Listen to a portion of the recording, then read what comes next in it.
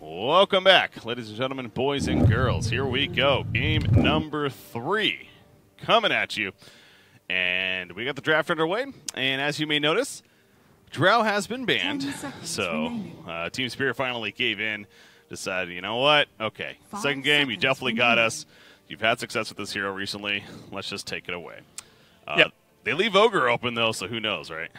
It's kind of like this, you know, the mentality, you beat a hero in game 1, you have to ban it the next game, backfired because the other team, NIP, made adjustments to make sure that Drow pick worked in game 2. And I don't think Spirit have an answer for those adjustments other than banning it. So, saying before we came live, you know, you said, you know, it feels like we get a more normal game of Dota. At least so far, you know, no cheese. There's going to be more standard stuff from both teams. We may still see some support Weaver, although it's kind of still up for question. Wraith King is typically Skidder or Oliver's hero, played as a safe lane carry. He loves playing the old Wraith King. This is a guy that loves building Radiance as well, so we'll see if that's going to be coming out. And this is the first time we'll also get to see PPD playing Ogre in this series. Yeah, again, it's been banned the first 2 games, and that's the difference, though, here in Game 3. They banned the Drow instead of the Ogre. Talk about some respect right there. Yeah, something's going to go through. That's the nature of these drafts. I think it's safe to say, though, you know, in the big scheme of things, banning a Drow, it makes a little more sense. You're talking about how those heroes influence the draft, and Drow just does so much. With that said, you know, it's the comfort 5 position that PPD prefers most right now. It enables so many other heroes to just be stronger than they normally are, so I understand the Ogre ban too. Don't count out the possibility of them shifting things and having 3-3 run it. Yeah, they were the team. We saw them do that. That was That was a pretty potent hero. Yeah. In the 3 position role. So that's a possibility you always have to keep in mind as well. But as we enter our last ban before the next tier of picks, start focusing on that a little more. TA and Zeus take it away from Ninjas and Pyjamas. So 9 will have to play a different hero this game, banning both of those. And he kind of crushed the last game. I think this kind of also says they would like to be able to send the Mirana mid. Vata's typically the Mirana player for this team. Played a ton in the off lane for Secret. Has been playing it a lot in the mid lane for NIP. And while 33 can play it, they're just, you know, they want to go for these comfort picks. There's a reason why they're not picking Storm for Fata, because it's, you know, it's not in their comfort zone. Yeah. Going to stick with what works. And TA, as shown last game, one of those heroes that Mirana doesn't have good answers to. Spirit trying to figure out that, again, 5th ban, using plenty of reserve time before. Be banning a lot of Brewmaster, I think you could still consider because of how much 33 likes the hero. Otherwise, what are you looking at? Some Saxa heroes. Phoenix? Okay, that's a Saxa hero. Okay. I was going to say something decent against Weaver, maybe, but again, if you're not planning to run a position 1 Weaver, then... Yeah, I don't think you're scared of the Weaver right now. Even the Ogre Mirana alone have a lot of lockdown. If Weaver starts to look like a core, you could do a core... Coming like a core Ogre is very good against Weaver, because it's insane burst damage, magic burst damage with an insta-stun that can set up an arrow. It's just like... 10 seconds you don't want to play core Weaver against a... over-farmed, scary Ogre Magi. Tusk. But it may be a core Weaver, because Tusk comes out, which is almost certainly their 4 position. Yeah. Maybe FNG could play and they do Weaver Tusk support, but that sounds incredibly weak. So, Weaver Wraith King is way better than the Weaver PL, because Wraith King's this hero that doesn't really solo carry games the way a PL does. You want to have other cores around it that can scale. You want to kind of be in much more of like a triple core kind of lineup where you have 3 heroes with kind of equal farm. If you're a Wraith King and you're not as like a 1 position player and you're not the most farm in your team, you're okay with that. Yeah. If you're go ahead. Well, it is susceptible to getting kited though, and so that's where I think Tusk does help a little bit too, you know, between the snowball and the shard and the sigil even. Everything really kind of assists to helping Wraith King stick on that target. Yeah, that's very true. And so NIP now, again, keeping that in mind, they already have Mirana to leap over. It's that Ice Shard, as I was getting at, so they have some mobility there. Centaur, honestly, could be decent with a Stampede, but Leshrac in an immediate caught him. FNG classic. He likes his hero a lot. Every team he's been on, he likes to bust out the coddle when he can. It's kind of a greedy 5. It does give them some more lane push, which their cores don't really have. Weaver, Wraith King don't push lanes particularly well. Wraith King does okay with the skeletons, but it's, I don't know, depend on those charges and You know, the skeleton's going to the right place. Remaining. They have a mind of their own sometimes. I wonder if it was them. This is just hitting me having like a deja vu moment because somebody ran a Coddle Wraith King recently in like the aggressive off lane, and he would just spam his Chakram on the Wraith King and just use his fire or his Wraith Fire Blast over and over again. Yeah. That sounds like a good Coddle partner. Yeah, I talked about Oliver normally being the Wraith King player as their carry, but maybe he goes offlane, or perhaps he's just playing Weaver, and they're saying, look, Hester Joe's taking the Wraith King this game. Yeah. Either way, it could be for NIP. Wraith King Coddle in safe lane too, because it normally is FNG with Skitter laning together. There's the PL pick against Wraith King. Always just, this hero just counters Wraith King in a lot of ways. Doesn't mean you've won the draft or won the game, but it sucks to play Wraith King against PL because he's just got answers to so much of what you do. The mana burn against the reincarnation, the doppelganger to dodge the stun. In late game, even when you get your level 20 talent and you're not afraid of the mana burn, you're going to get your ultimate off. PL just has all these illusions that you don't really answer that well. You have to go Radiance. I think you see PL and you're more inclined to run Wraith King as your main farmer just because that Radiance becomes much more of a must-buy item. Team ban. But it's always a bit tough playing against PL if you're not having a good start as Wraith King. Just needs like a Maelstrom, right? Or even a Battle Fury to take care. Probably not the Battle Fury, but a Maelstrom could potentially. Yeah, I think the Radiance and then like a late game Maelstrom Mjolnir pickup is pretty good. So something like... But that's true, the Radiance. Yeah, Radiance, Blink, and then you get like your BKB, your AC, and then fourth or fifth item could be the Mjolnir for the like ultra late game if you get there against PL. 5 seconds remaining. NIP figuring out that final ban again. You figure mid hero that they're looking to ban right now. Yeah, what? I mean, we've seen 9 play this time. Zeus TA. He's got a pretty big hero pool, from what I can tell. Radiant team. Okay. Alk would have been good against PL. PL's just like a slower hero that Alk can kind of punish. Ooh, great Ags too on the Spirit side. That could have been fun. Oh yeah, there's 4 amazing Ags. Yeah. Or I'd say 3 amazing and 1 pretty good in the Tusk. Tusk is fun. Just fun with that. When it's fun, I say it's amazing. Like I want to see some Horus kicks. Or the kick even, yeah. Punch is the normal. 10 seconds remaining. NIP, their final pick. It's not much time again. They've been getting down to the reserve time with the final pick. All these drafts. Oh, what? Okay, Core Ogre. That makes sense now. Okay, so they're going to do Ogre Core. I was like, I thought they were picking a 33 here. But no, they've got it. So Ogre Lesh lane, very strong. You've got to set up for the Lesh stun. Just an annoying Ogre who's going to bully whichever hero is down there, and then PPD going to be playing the Switch Doctor. So you're confident it's going to be Sox on Leshrac? Yeah. 10 seconds. There's a chance Saxa could be. I mean, I don't think Saxa's Ogre. So 5 seconds I remaining. think Ogre has to be 33 and Lesh for Saxa. God, this is a hero that, man, I just don't see right now. Witch Doctor, but I know PPD does like to play it. And yeah. Why though? So what is the logic with the Witch Doctor pick here? Secure PL's lane with the heal is the big part about it. It's like he was looking at like what's the best support to. I mean, I guess once you've decided you want your Ogre Core, it's like, what do I pick to partner with PL to give him a good lane, give him a good time? Witch Doctor makes sense. Ranged hero against cores that can't get on top of him too easily. Now select your heroes. And Spirit going to use their last pick to answer the Ember problem, the PL problem a bit with an Ember. So likely see a Battle Fury type build coming out, and giving them some illusion clear, a hero that PL can't really get on top of, and not a crazy amount of lockdown. The Ogre stun is the one thing to be scared of, because if he catches you with that, it can set up a lot of these other stuns. But things like Arrow and Split Earth are very easy to play around as an Ember. Even the Ogre stun, you're going to see him walking up to you to try and cast it. Yeah, the range is pretty short. Yeah. It's more if you want to play aggressive and like be going for kills, and you Remnant in with your Flame Guard on, thinking you're unkillable, and then so you get hit by an Ogre stun, an Arrow hits you for 5 seconds, you're just dead. So suddenly you are killable. 3-3 on Ogre Magi. Again, they've done it before. They did it earlier on in this event, and sure enough, they're going back to it here. And like we broke down that game, I mean, it's when you really think about it, it does make sense in that as a core role even. Could build the aura heavy items, bringing that utility to the board, but also just hard lockdown consistently. And again, that 60% multicast buff that he got a little bit ago now is makes it for just some intense damage even with that Fire Blast. So gotta respect it. Team Spirit, though, I'm excited to see where this Coddle Wraith King ends up ultimately and how they play. Again, like from what I remember, just spamming that Wraithfire Blast over and over again. Yep. Yeah, I imagine that'll be the lane. Coddle Weaver doesn't sound particularly scary. No. We'll see where they want, if they want to play it in the safe lane against the Ogre lane. I think that might be the play here.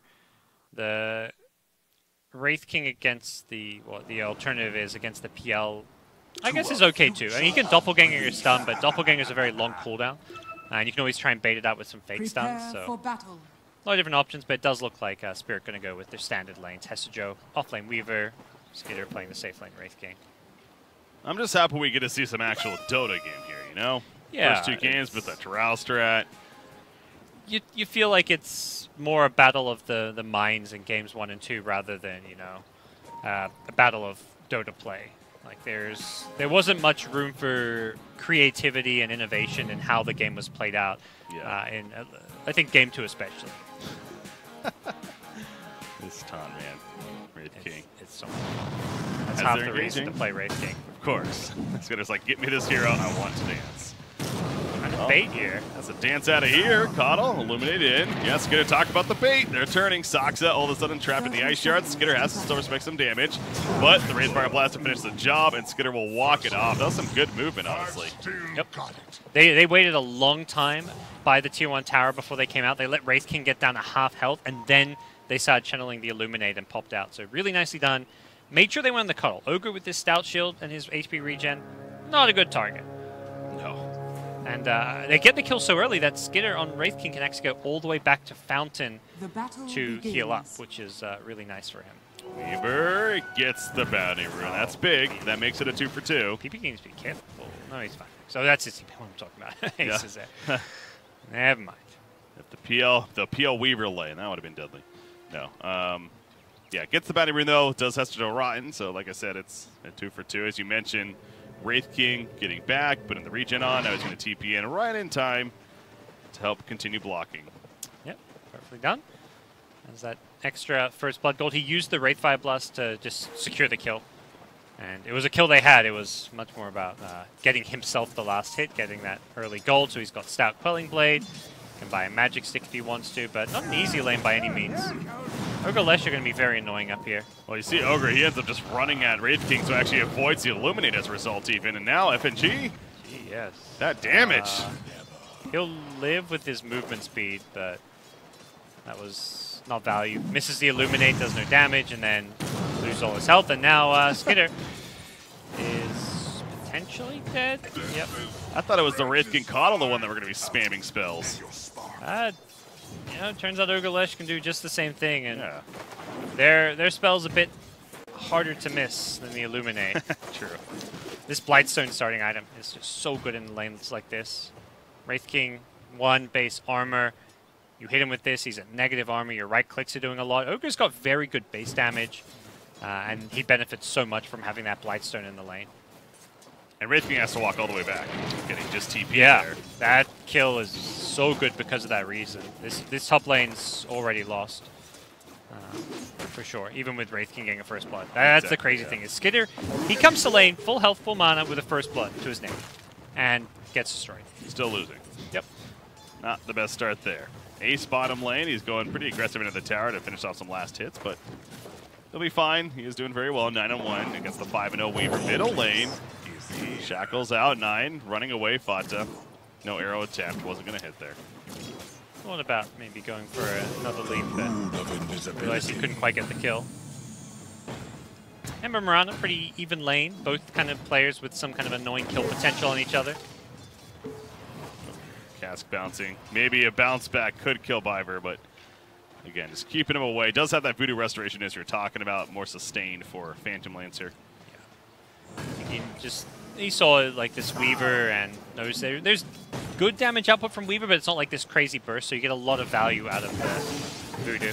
Oh, they're going at it. Weaver's low. No more Shikuchi. Yeah. He goes down. Peter Pan down. The Voodoo Restoration kicking in, and it indeed is going to save PPD. Biver has to walk away. Now Voodoo just carrying the lane. Without that, they definitely don't get that kind of an outcome.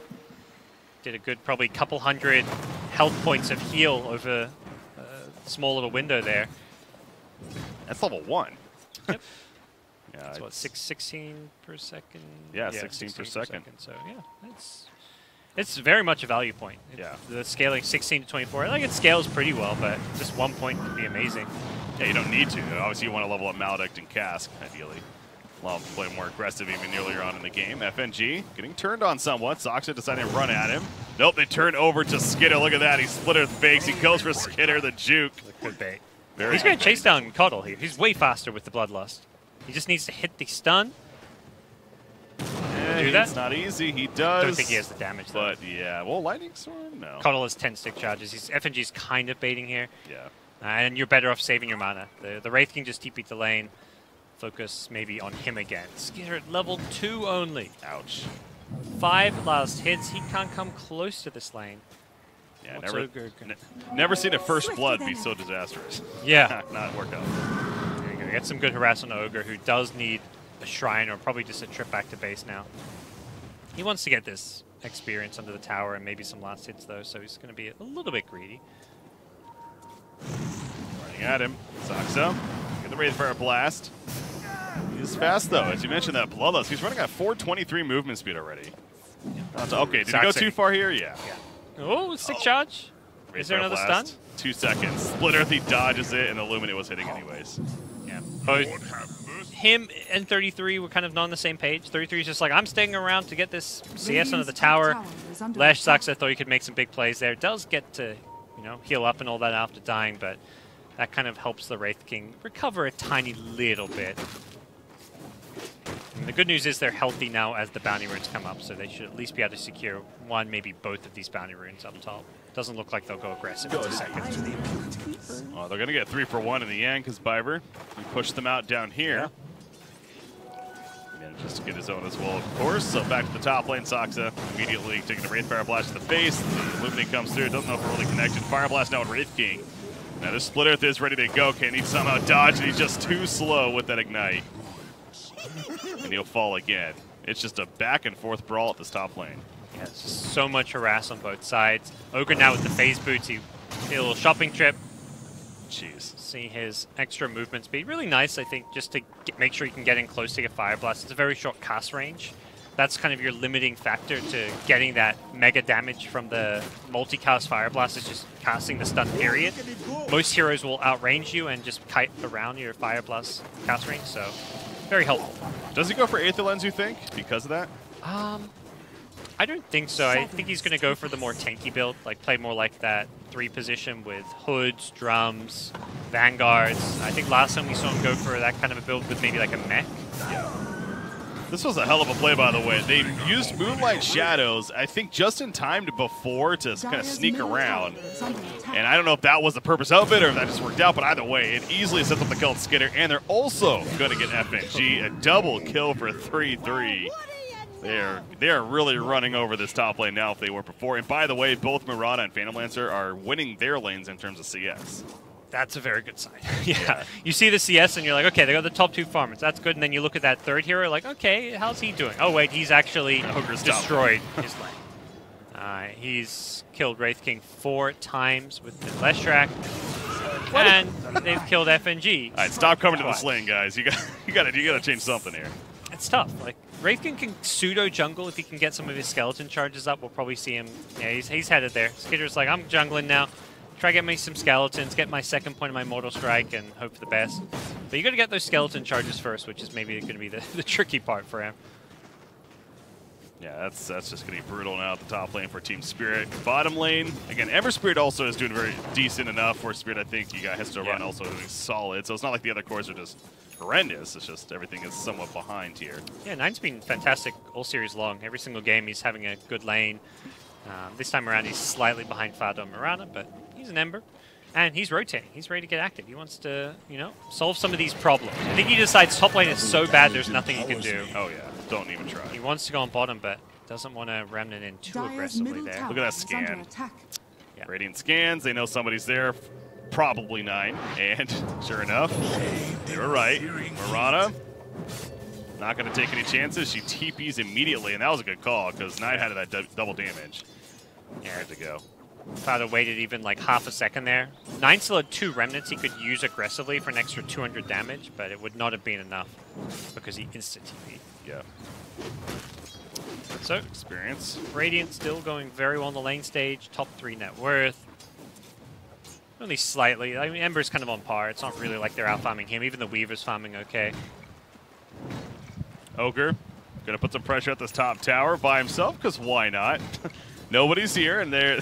I think NIP has kind of realized by now that nobody's actually here, because they just simply can't be after all these deaths. They'll just take full advantage. 3-3, just like last game on the Necrophos.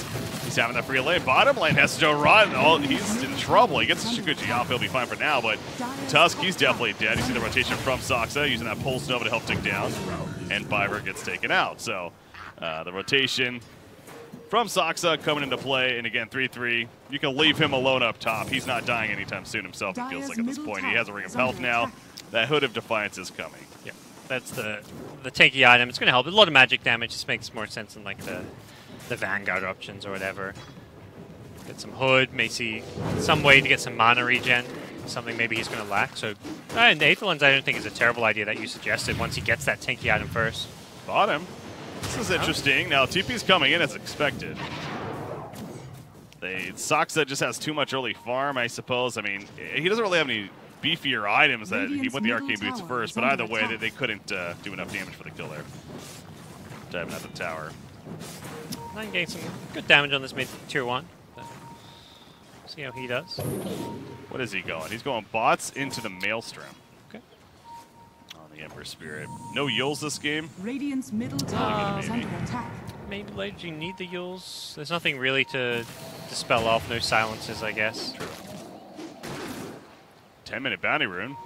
Fighting for it. As expected, and Weaver's caught because of it.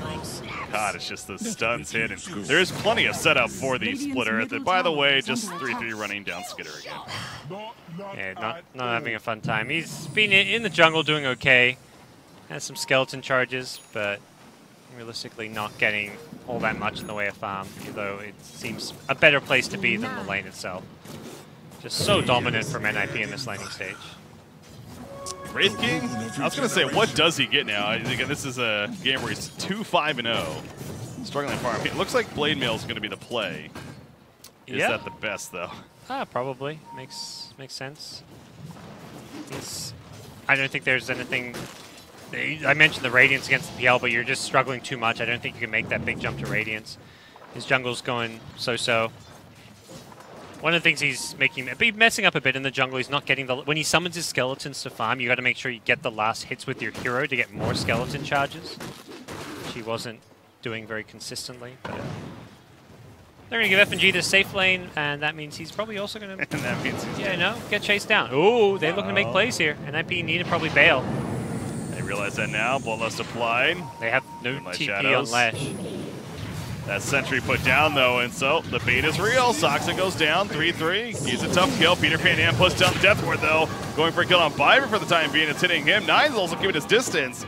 They have to respect that Deathward. Again, 3-3 is such a tough kill. And now with Fata running in, he takes an FNG. Nine's all of a sudden trying to escape during this time. Starstorm doesn't really connect, and Peter Pan Dam, I don't think maybe he can finish him, actually. He's going in for it at least, but PPD is going to be the one that's turned. Everyone's alive on like a sliver of health. Ember and Tusk somehow don't die there. Oh, that could have been so good for NIP. That was a great idea, I think, from Spirit. Baiting the cuddle there, knowing that it's very common that a team will send a support to a lane just to push it out and defend the tower and then leave them to die if they get ganked, but they TP in everybody to punish the dive. NIP, though, were ready for it. They countered the dive themselves, and unfortunately for them, they just couldn't actually secure those kills. Yeah, they had more rotations coming even, again, with Mirana, but ultimately, plays out someone, back and forth even, I suppose. Nine stays alive. That's the big thing for Spirit, because if he dies there, then nothing is going well for you at all. He just continues to be the shining hope here. He really does. And going to Spoots Travel first, it's not going to instantly improve his game as far as damage output and his ability to fight. It does give him this kind of lane shoving global presence, which can be kind of useful in its own way. But it's basically saying to me that Spirit are going to be playing a slow game and going for the late game, which, given their lineup, probably is the right thing to do. Yeah. Nothing to see here, just 3-3 on Ogre Magi, going to Shadowblade next.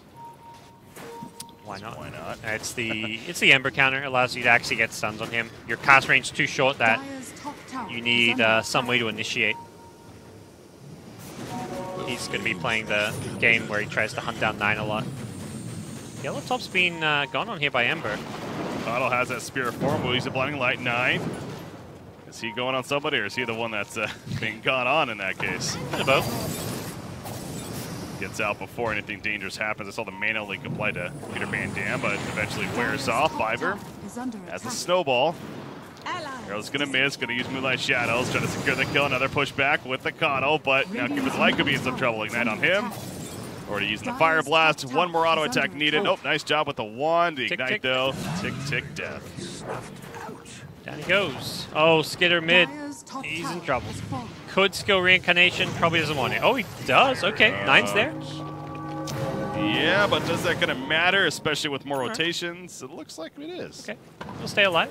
For now. Dire's top tower Multicast. is under Fire attack. Blast. Oh, Oh, the arrow hit. Oh, no. Is under attack. rest That was in definitely peace. dead. It's like, dang it, shouldn't have killed Reincarnation, but Yeah. it looked, I mean, at the time, he didn't know the Mirana was going to hit that 5-second arrow from the Yeah. trees. Like, If that doesn't hit, he lives, so. it was the right call. Even though, in hindsight, you can easily say, oh, shouldn't have done it. Whoopsie. Radiant's bottom 4,000 tower net worth is lead under right now attack. for Ninjas in Pyjamas. See how things are looking across all the graphs. Understandably benefiting them quite a Radiant's bit. bottom tower That's still has Joe Rotten, fallen. though. He gets a bottom tower kill, so Invisibility. again, positive news there for Team Spirit. Good job by Weaver. Has the power treads bring back to the first. See where he develops from here. Has more bounty rune action. Peter Van Dam gets caught by the ice shards. However, Weaver came over to finish the job. He ends up going down. That Voodoo Restoration making it take forever. Got it. So it ends up being a 1-for-1. Yeah, they, Instead. not going to be too thrilled about that exchange on Spirit's side. The Core Weaver going down. Feels like this Weaver just doesn't have a clear place in this game right now. Can change if there's like an Ag Scepter build up later on. Does go for the Maelstrom first. So, you know, farming item, can push lanes with it, do some damage. Guarantee you're not just an Ag Scepter only Weaver, but we could very well still see the Ags as a follow-up item later on. And also, of course, against PL, always good to have some kind of Maelstrom pickups. Yeah, going back to this again, I think it's safe to say with the way this game's going, they could use some damage. So him with the Maelstrom will definitely bring that to the table. Just even the Javelin alone right now, that Gemini attack. Setting up at top and bottom lane. Fire Blast, oh, he time-lapsed into it. He tried to dodge with it. Might kill Fata in response. They are killing Ace up top as well. Okay, he lives. But yeah, Ace does go down top lane. Yep. Are The fortified. Coddle recalled in some teammates, they snowball on in, he doppelgangers, they chase him down with the Ice Shards block. Are fortified. Nicely done. Using the snowball to bait doppelganger and then Ice Shards to block him as he escapes. Because often he's just going to doppel out over the Ice Shards and then you're trapped, you can't even chase him. Okay. That was a bit of a feat. TP in, die. Yeah, I mean, even without a multicast there, I still think he's dead. So that's a very ambitious play by Tusk. Yeah. Dire's middle tower Need to is stay in the under trees a bit attack. better. There's a Radiant's mid-tower top kill as tower well. is under Something attack. else to keep in mind, though, too, we saw a little bit right there. Coddle counter push is one of the best in the game. Dire's Top lane, by the bottom way. tower is under attack. Just doesn't stop, does it? 9. There's the kill at 3-3. Remember, that's a core ogre. 857 gold going to 9. That's a huge kill. It might come at a cost, though. In fact, it will. And Fata takes him out immediately. Not really worth it when you get the Mirana solo kill in the end. It was a decent idea and a nice bit of outplay where he managed to solo kill the Ogre there, but didn't have a response to the Mirana TP. And this game's about to get very hard as Ace will have a Diffusal Blade, so Wraith King suddenly doesn't get to play around his ultimate all too much. No. He's got 2.3k, hasn't bought the Blade Mail. Makes me think he is at least considering Radiance. And there we go, he queues it up.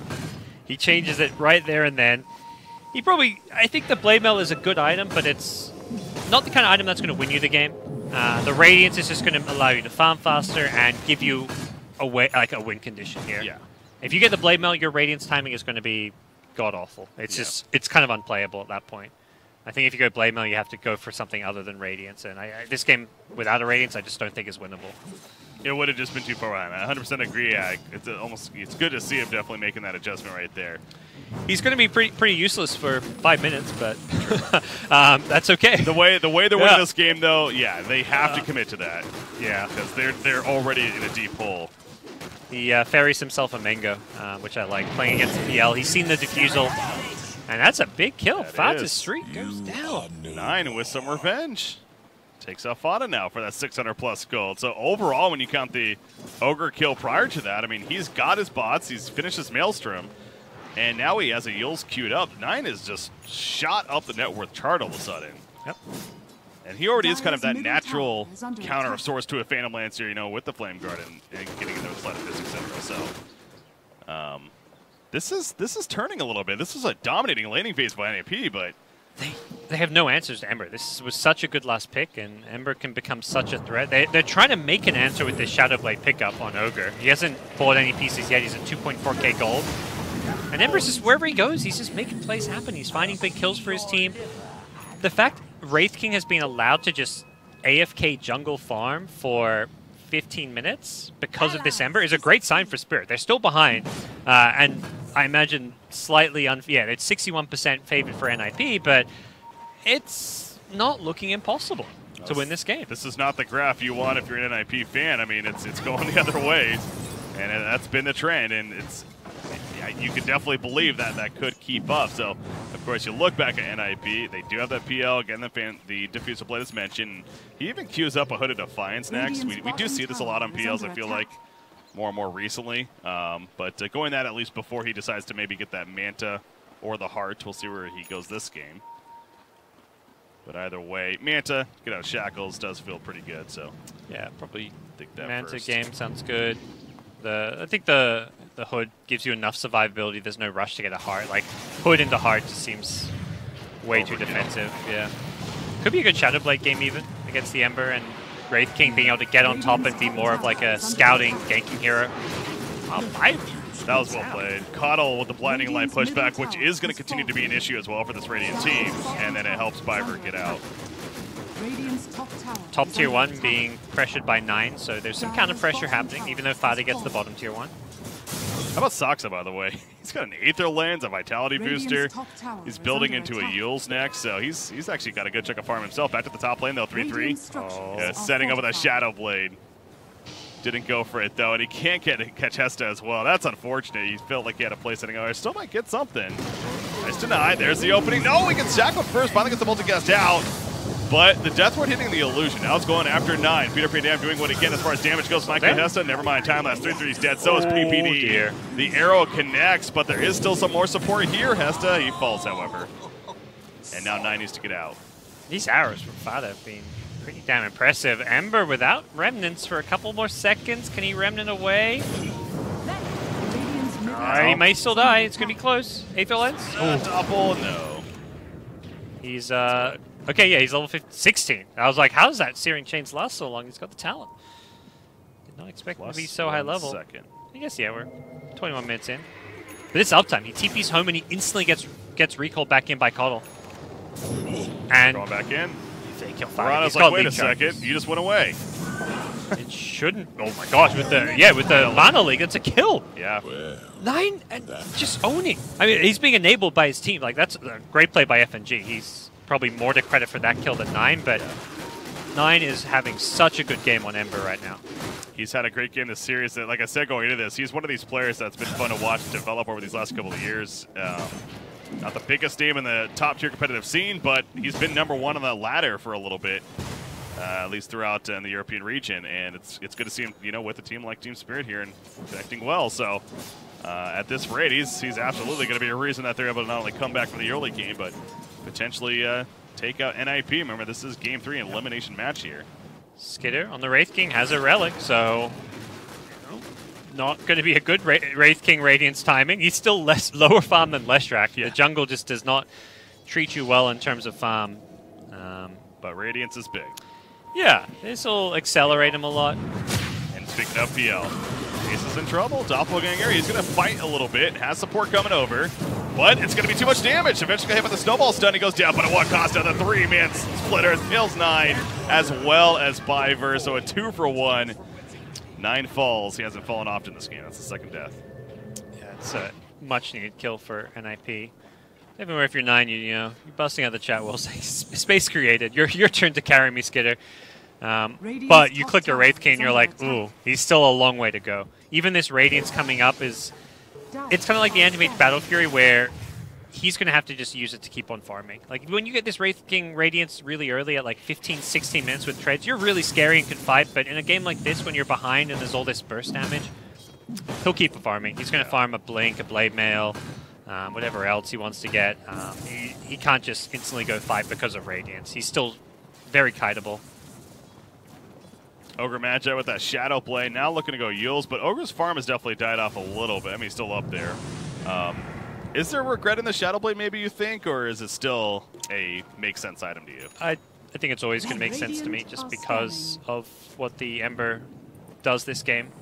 He's the only guy who can initiate on Ember, and the Shadow Blade is kind of that item that you need. So they really just needed it, Yeah, and even though we haven't really seen any mega value Shadow Blade initiations to kill that Ember, he has died, but not because of the Shadow Blade. I feel like there will be some kills. If this game goes late enough, it forces 9 to play very differently and gives a way to actually bring him down. If he doesn't have a Shadow Blade, 9 can split push wherever he wants on the map and never die. Blink on Tusk. Already seen that come into play, so something that's going to allow Pyjamas to jump in there. Speaking of initiation, also has a Lotus Orb queued up next, so some more help for the team. Glimmer Cape finished on Keeper of the Light. So their support's doing a good job of making sure to be ready to save teammates on the Dire side at least. Glimmer Cape very good this game for obvious reasons. Yep. Top lane though, that's going to be a dead tier 2. Bottom. We're pushing it, but here's that Shadow Blade. Get the opening. He got Jacuzzi, but it doesn't matter. Sets up the arrow and the kill. Yeah. Been talking about how it's must buy against Ember. It's also amazing versus Weaver. You've got 2 elusive heroes with Escape that you need some way to initiate on with a stun. And you have no insta-stuns except Ogre with a short range. So yeah, it's mega value. That right there kind of highlights the purpose behind the Shadow Blade pickup. The Radiance online, but as you pointed out, he's just still jungling. Yep. Absolutely. Much easier to jungle faster, get your skeletons with the Radiance. He's going to be a much happy farmer now. At least he's above Leshrac in farm now. The Leshrac's still competing. I mean, yeah. He's taking plenty himself. Yeah, this Radiant squad has a lot of farm being soaked up on multiple heroes. Yeah, much more even distribution. And then there's Peter Pan damage, just the usual. Just behind, but you don't care. Position 6. Manta almost finished for Phantom Lancer. Has the Yasha. 1400 gold saved up. Yep. Mentioned it's going to be a good tool this game, and I believe I just saw, BKB on Marana. Okay. So. And Ember and the magic damage. Getting out of Searing Chains is very important, and I think he values this over the Manta because it also allows you to fight and deal with things like Coddle and Wraith King as well. There's so many spells that can just ruin your life here. A blinding light, a mana leak, a Wraith King stun hitting you once, Ember and all his kit. Searing Chains catches Fata right there. That does give away that they had vision in the area, of course, but either way, NIP is still committed to that Roshan. They have Ace sitting on top big, and as usual, not the quickest from Phantom Lancer. 9 wants to make a big play, goes in and went a little too early, and the Revenant's back, so it should be a free kill now for NIP. Yeah, this Ogre's chasing and zoning out the Ember too, so that'll secure them in Aegis. Heads up play from NIP, knowing they're just that much stronger, they can take this without too much fear and fall back. Not a big lead by any means, though. Very even game still, despite this Aegis pickup. We're going to see Wraith King probably just keep farming for level 20, more or less. Level 20 is where he's able to kind of team fight with a... Before then, with a Blink Dagger, he can definitely fight, but level 20 is kind of his big power spike. With the 2-tap skeleton spawned. That is, that's a very situationally good talent. Get that push on. I like it, but unfortunately will not be seeing that mana cost pretty important considering you're dealing with the Marana, with the eventual mana break at level 20, and of course the Diffusal Blade. It feels so good any game you can get double skeletons. If there's like no mana burners in the game and you feel like you're not going to be spamming your stun too much, it's like, great, double skeletons, let's go. Yeah. That blink. But he is, does never get the mind. skeleton attack damage over the strength, which is a sign that Huh. kind of wants to keep farming.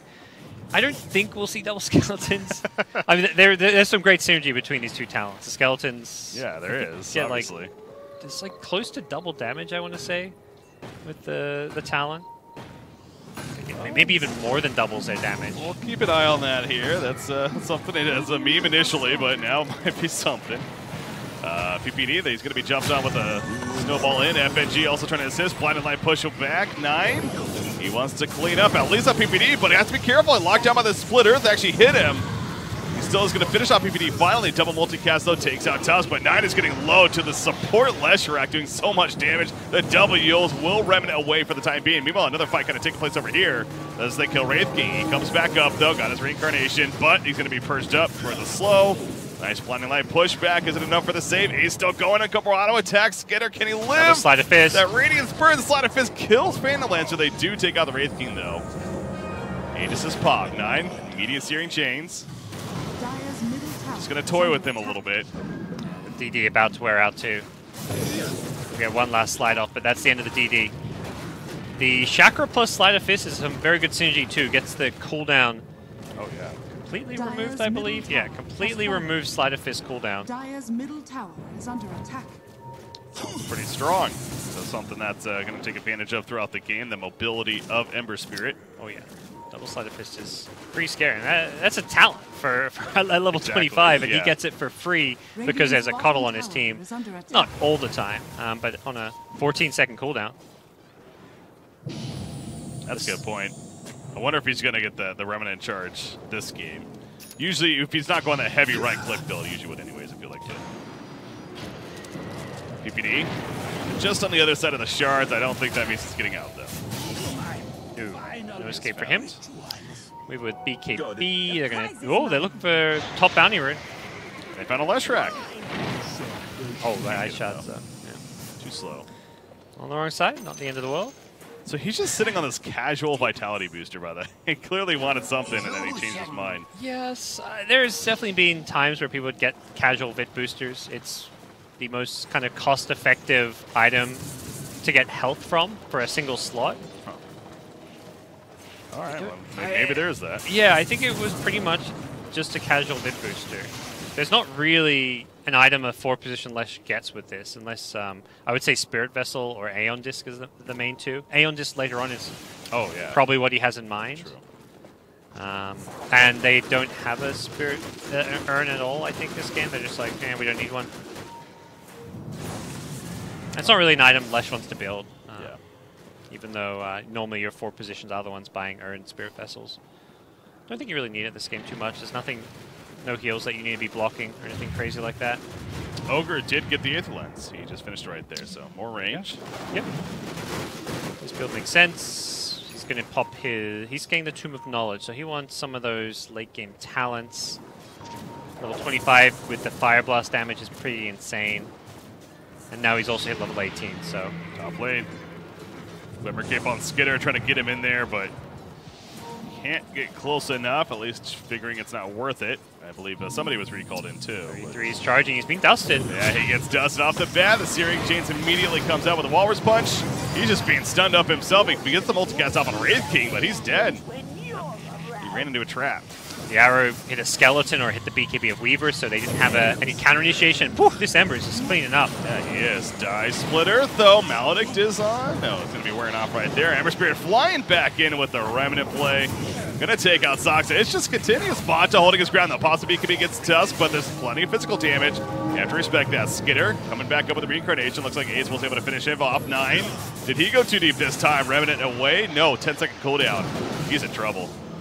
Glimmer Cape, are you kidding me? If he actually gets out, the arrow connects, though, again. And he escapes. Yeah, it did cost him a Lesh buyback, but they get the big kills. The big one on the Ember Spirit.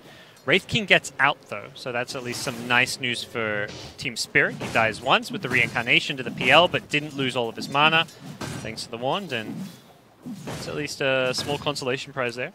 Yeah, pretty small, though. Your top net worth in the game by quite a bit, and very comfortable game for 9. Yeah. Yes, you would rather be the other way around for sure, but it is a minor victory, sure, for Team Spirit. I think knowing that the Lesh bought back, that was a pretty big chunk of his gold. True. Makes the fight a bit more even. Still, it is an NIP 4K gold advantage. PL going to have a heart soon, which is going to be very nice. You just need the time against Ember because he's constantly sleight of fist spamming you. PL doesn't deal well with Ember because you don't really have good ways to lock him down or keep yourself alive over time against him, except for this heart pickup. Keep an eye on the levels. We are going to start seeing those 25s in the near future. Of course, Ember is the first one to get there more than likely, but Phantom Lancer close behind. Those talents start kicking in. So right now, NIP 3-3 is pushing out the bottom. That Bloodlust continuing to be provided as well. So throw it up on Fata. Shadows take us. And they're doing a kind of not really smoke play, but Moonlight Shadows. There's Dire Sentry, though, so they will see them soon. So now FNG, the immediate Glimmer Cape, the double leap, though, Fata. The arrow's going to miss. Yep. PPD dropped the Sentry and realized, okay, they saw us, but D-Ward, ultimately, though, that's good for Spirit. They avoid the gank. They lose their ward, but not the end of the world. Their whole jungle is just scattered with sentries. This Dire Vision game is Dire's bottom tower has sort of on point. They don't have any observers up, I think, after that ward got taken out. Yeah, pretty dark map right now. You know, such is life. PPD's like, I'm going to D-Ward everything on this map, he says. Aggressive Vision coming out for NIP on the other hand, though. And another smoke play, again, with the lack of Vision of Spirit. They definitely don't see this, so NIP, can they maybe catch them? Although Spirit knew that they were in this general vicinity, so they are playing somewhat defensive. Ember has got an Arcane Rune for this fight, which can be very impactful. We're about to hit level 18. 3-3 Shadow Blade, he goes in. Skitter. Skitter gets caught. He's going to reincarnate. Peter Pan Dam is picked up in the back lines by 9. So 9's running in now, gets multi-casted as he goes in. They kill Red King very quickly. Remnant out, Remnant back in. 9 ready to fight still. Glimmer Cape on him, blinding light pushback. Ace running after FNG. 9 with that Arcane Rune, as you mentioned. So he's able to spam that Sleight of Fist, especially quite frequently. They get a lot done with the Shackles on a Phantom Lancer. They lose Coddle, and the Tusk taking a multi-cast out himself, but Ember Spirit, he's still feeling pretty good, and you see the light pull of NIP Heroes. 3-3 trying to TP out. Sox is going to definitely go down. 3-3 cannot get the TP off. Ace is low as well. Battling with Hessa to run, but they all just fall on the side of NIP. It just inevitably was going to happen, it seemed like. 9 had a full life the whole fight. They just have no answer the entire fight for the Ember Spirit and the Arcane Rune. Oh my god, it was just too much to deal with. They threw quite a lot on the Wraith King. Mirana also wasn't there. Once they get that kill, Mirana had to TP out, was getting chased by a Weaver on low health, so she just TP'd away, and it was suddenly this kind of fight where Ember had free reign. Oof, almost goes down there. I can't believe he almost killed him. Jeez. Yeah. Level 25, gets the 2 Sleight of Fist charges, so we're looking at some triple Sleight of Fist action. Yeah. That Chakram on him as well. Which no doubt he is using in those fights. Octa Rain Core is almost finished next for 9, so it's like he won't even have cooldowns at this point, it seems like. That's crazy. Yeah. He is just going to be freely moving. I mean, how do you answer that? I suppose like Scythe maybe is something to think about, but... Who can buy that? PL perhaps? Not really the ideal Scythe carrier. Maybe Leshrac at this point instead of the BKB.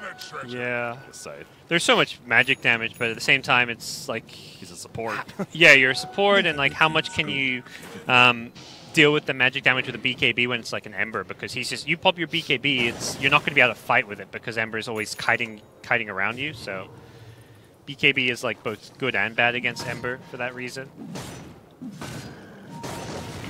Well, the answers... Don't have them yet ourselves, at least. We'll see if NIP does. 9 is a god in this game right now. Not unkillable by any means, but it seems near it at this point.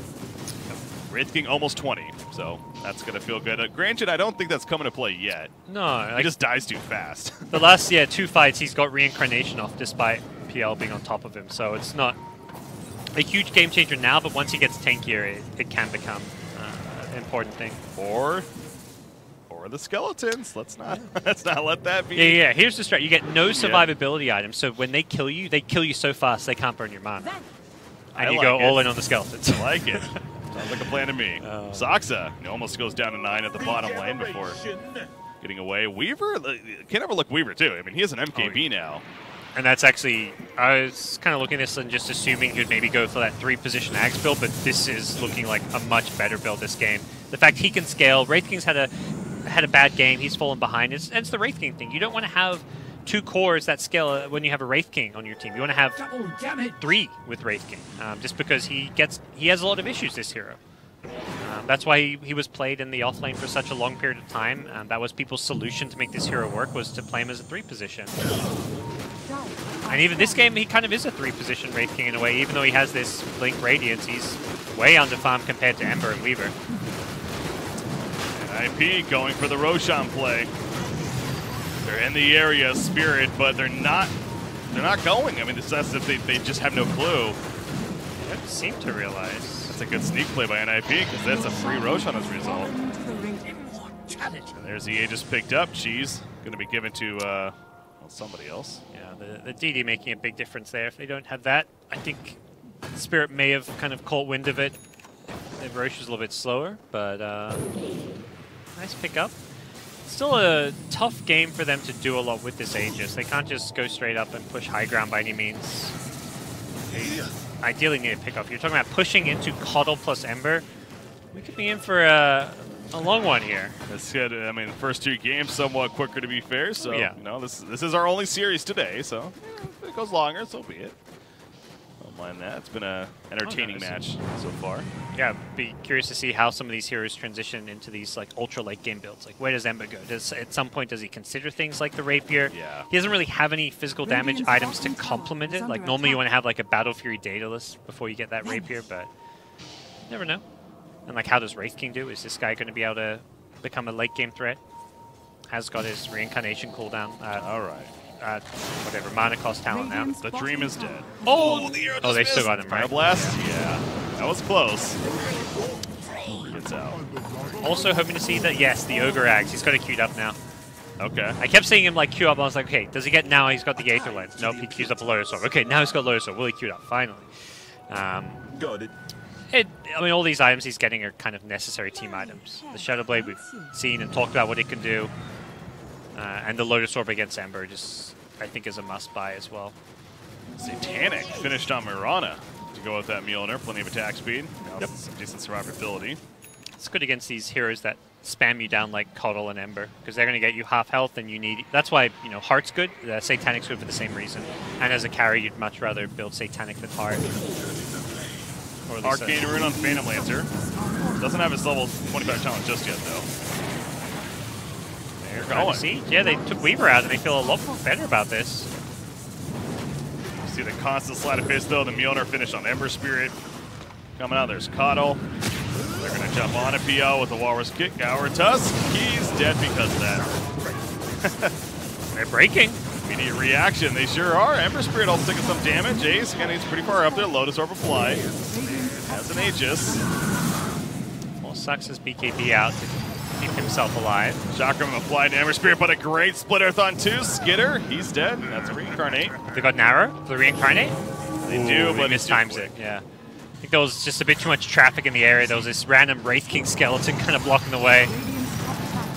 Multicast an Ember Spirit. Tough kill, though, especially with that Octarine. Yeah, they didn't have detection, too. The Sentry got planted a little late. Otherwise, maybe they could have done some quick burst.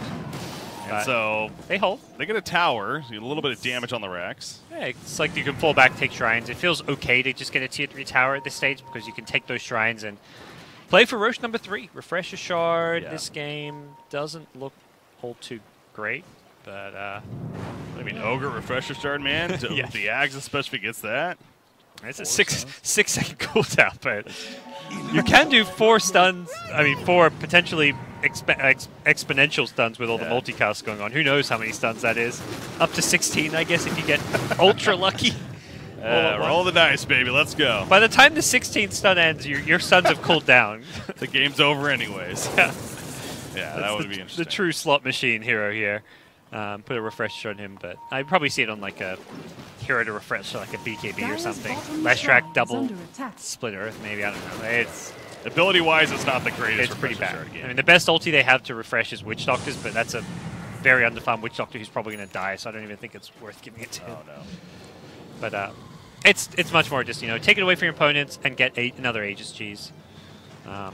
So we'll see if they can find a way to bring down some of these shrines, but right now they don't feel too safe doing so.